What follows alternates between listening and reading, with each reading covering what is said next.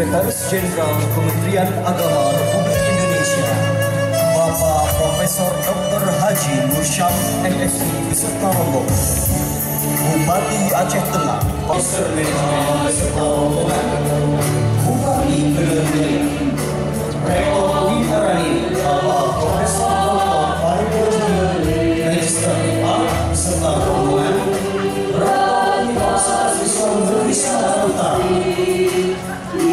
Bapak Profesor Dr.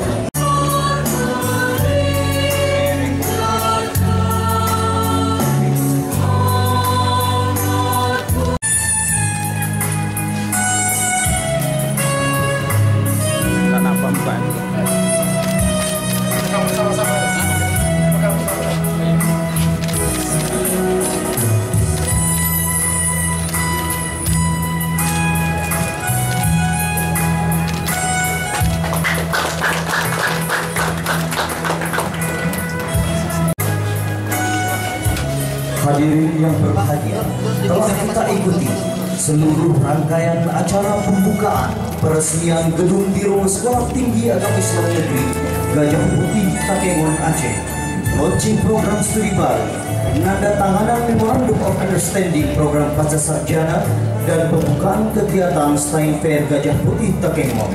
Semoga memberi kesan yang mendalam bagi kita semua. Atas segala perhatian dan pengertian hadirin kami ucapkan terima kasih, serta atas segala kekurangan dan kesilapan kami mohon maaf.